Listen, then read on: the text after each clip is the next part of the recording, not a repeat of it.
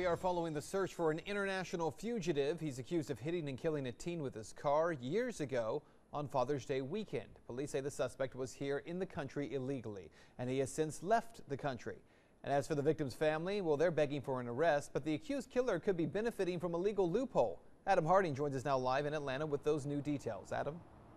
Ben, hard to believe it was 16 years ago this family hit the road. They were going up to the mountains for a nice Father's Day weekend. In an instant, everything changed. Today, we sat down with the FBI. They know exactly where this fugitive is, but because of the law, they can do nothing about it. It's been 16 years today that we've been battling trying to get this guy caught and held accountable.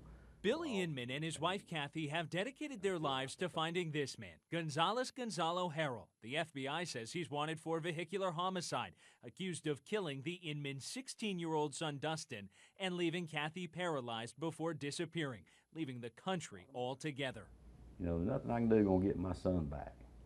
Nothing I can do gonna get my wife back like she was, our life back like it was. But I want something done, you know, can't just accept it, because it's not right. It was 16 years ago. The family was heading up north for a fun getaway to celebrate Father's Day when their car was hit from behind. We stopped at the red light and LJ, and it all changed from there.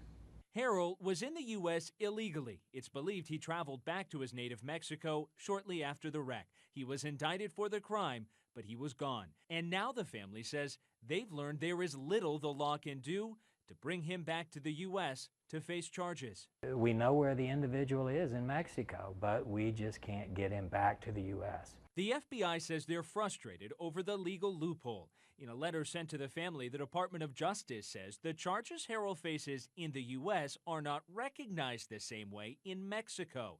In a nutshell, it doesn't appear he'll be brought back, keeping the Inmans from getting the justice they so desperately want. This is a little bit of a strange territory that we find ourselves in. We're on the side of the family and wanting this individual returned.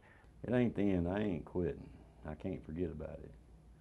I've had some of them tell me that I need to accept this. I've accepted my son's dead. How he's died is unacceptable. Ben and Kim, we know that 2 congressional hearings have been held or investigations have been started as a result of this case. The Department of Justice telling us in a statement that if new information were to arise, they would reconsider and look at this case closely. But for now, the decision appears to be standing, not what this family wants to hear. We're live in Atlanta. I'm Adam Harding, CBS 46 News.